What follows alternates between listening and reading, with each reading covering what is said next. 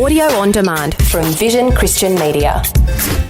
Foundations. Okay, so the Holocaust, as you know, devastated those communities, and Jews who survived eventually made their way to Israel. These Jews are known as Sephardi Jews. However, when Jews fled one national region for another, there was a whole lot of crossover.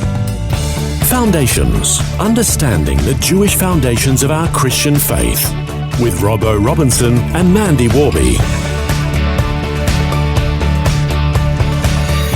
In the 1800s, Jews throughout the diaspora began migrating back to their ancient homeland of Israel, at the time known as the region of Palestine. It had been previously occupied by many different empires from the time of Babylonian conquest. Before World War I, it was occupied by the Ottoman Turks. After their defeat in the war, it was occupied and governed under the British Mandate, and Israel was reborn in May 1948. The land went from being a region of a governing empire to a sovereign nation-state. However, that sparked Israel's first war, the War of Independence, and Jews from around the world became refugees overnight and fled to their ancient homeland. Who were they, and where did they come from? You've just covered a very large time span there. Yeah, Israel has had, and the Jewish people have had, a phenomenally turbulent history. When they first declared themselves to be a nation on May 14, 1948, immediately 5 Arab armies declared war, and it was on all sides too. It was Lebanon and Syria who attacked from the north, Iraq and Transjordan, which later became Jordan. They attacked from the east, and Egypt from the south, and they were assisted by fighters from the nation of Sudan. I believe there might have even been contingents from Saudi Arabia as well. But not only that, the Arabs internally and volunteers from other Muslim nations, they also participated in the attempt to destroy the newborn Jewish state, and they failed. And while Israel did suffer heavy losses, she came out of that victorious. It was quite amazing. I mean, it was truly miraculous, wasn't it, that they would survive that? Because, I mean, you would think with all those nations bearing down on them, they would have just been wiped out. Well, think of it. When did Second World War end? Well, it ended 1945. This is only 1948. So we're only talking a couple of years after the Holocaust. Yeah. And most of these Jews who were in Israel were Holocaust survivors. Yeah. And they took on 5 Arab armies plus their cohorts. Amazing. It was truly miraculous. Yeah. I mean, truly. But one of the consequences of this particular war and the rebirth of the State of Israel, and you mentioned this actually, was that there were about 1 million Jewish refugees from many nations of the world. Actually, there's something that was a lot higher than that. But from nations who expelled them, or from Jewish populations that fled knowing that they were going to be murdered if they'd stayed in the nations of the diaspora where they were. So where did they come from then?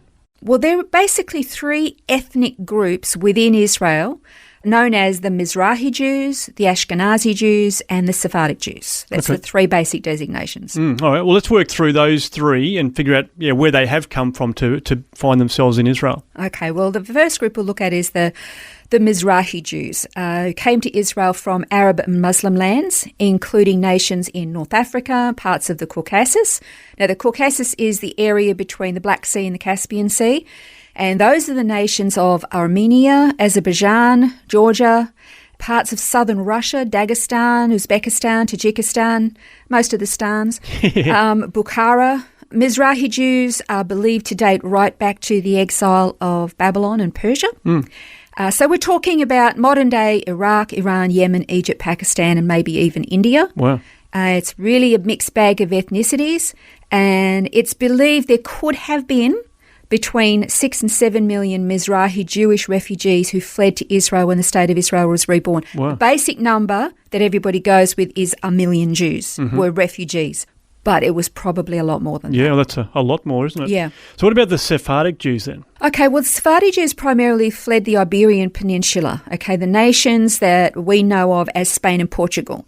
Now, when they were expelled in the 15th century, they moved south into North Africa to nations that we know of as Morocco, Algeria, Tunisia, Libya, and Egypt. Okay, so you're talking about when King Ferdinand and Queen Isabella, they expelled all the Jews. Right, yes. Right, so back in the 15th century. So they migrated down, but they still originate from Spain and Portugal. Now, because they kind of mix and there's some crossover, which made it very, very confusing for me as I'm thinking, hang on a second, didn't they mention Egypt in the last group? Not only is North Africa nations mentioned, but also there was relocated to southeastern and southern European nations such as France, Italy, Greece, Bulgaria, Northern Macedonia, and Turkey. Wow. So okay. they seem like a long, long way away That's from right, Northern they do. Africa, Yeah. or even Spain and Portugal. But because of the migration to those places originating Spain and Portugal, these guys are Sephardic Jews. Okay. All right, so what about the Ashkenazi then? Whereabouts do they come from?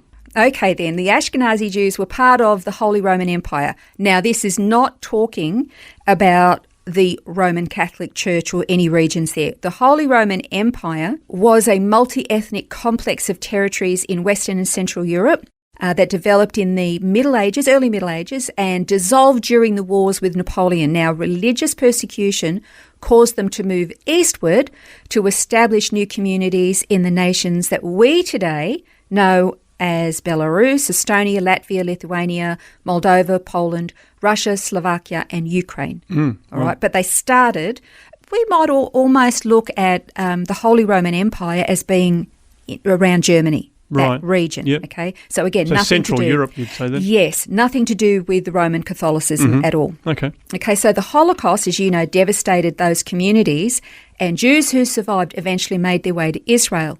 These Jews are known as Sephardi Jews. However, when Jews fled one nation or region for another, there was, of course, as we said, a whole lot of crossover. Yeah. So, for example, not every Spanish Jew made their way to Morocco. Some of them made their way to America. A large Jewish community ended up there. Some Jews who fled Egypt made their way to England. So because there are so many crossovers within these ethnic migrations, many Ashkenazi Jews use the title Mizrahi Jews and vice versa. Because I hadn't heard of Mizrahi Jews until I started this study. In some respects, they're one and the same. Exactly. But if you go back far enough, they say, oh, no, we're actually from Spain. So confusing, Robbo. So give us a breakdown then. I mean, you know I love my stats. So of the three different ethnic groups, how many have made up within Israel? Okay, so currently the Mizrahi community is the largest of these three groups.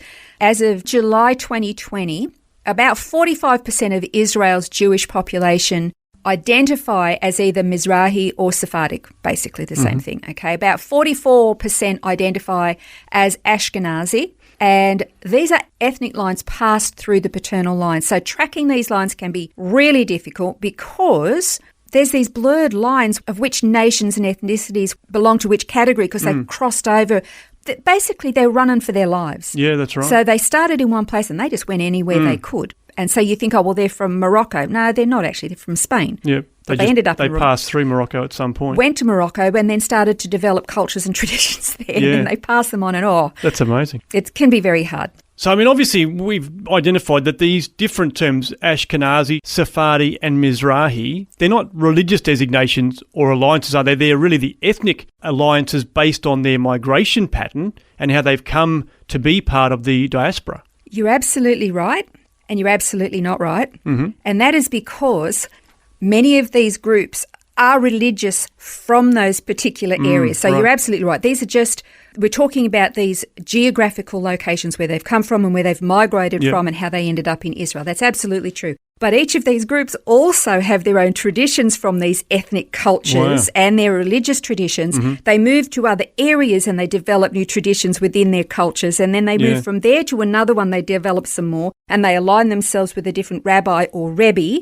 And then you have some breakaways. And then by the time they all get to Israel... Well, we talk about a melting pot, but that's literally what that would look like, wouldn't it? Because you would have then like Ashkenazi Reformed, Ashkenazi Reconstructionist, like, you know, where do you fit? Oh, look, you know what? When you look at Israel as a nation, there are so many things that would tell you this nation should fail on every level. Just take into consideration that for 2,000 years they were in the diaspora in all the countries of the world with all their traditions, their foods, their customs, everything. Then you have a catastrophe and they all flee, the ones that survive and aren't murdered. They all flee to all these different parts of the world and eventually they end up in the state of Israel altogether. So you're talking about multi-ethnic, multinational, multicultural, multi-food, multi-different looking skin, shapes. You know, we're talking every nation of the world. Different multilingual, the number of languages. that are spoken there, all their customs and traditions, plus the diversity of their religious beliefs and spectrums, and they all come to Israel. For example, you've got, French Jews, German Jews, highly educated Jews, and then you've got the Ethiopian Jews that came that had never seen a toilet. Wow. Didn't know what a bottle of water was, had no idea what electricity was. Wow. Mingling with this new booming modern nation. For all intents and purposes, Robbo, Israel should have failed within its first 12 months. What's more, they all came out of the Holocaust. They were a broken, devastated people. Yeah, that's right. And yet today they lead the world in so many things. Israel is miraculous. Well, that brings today's program to a close, but a reminder that you can listen back to today's episode and others that you might have missed via the free Vision app. If you don't already have it on your device, just search Vision Christian Media on your app store to download it. You can also listen again on our website. Just go to vision.org.au/foundations. We invite you to join us again next time, and if there's a topic that you'd like us to discuss on a future program, I encourage you to get in touch with us via the website vision.org.au/foundations. This has been Foundations, a look at the Jewish foundations of our Christian faith. For study notes, resources and more, see vision.org.au/foundations. Thanks for taking time to listen to this audio on demand from Vision Christian Media.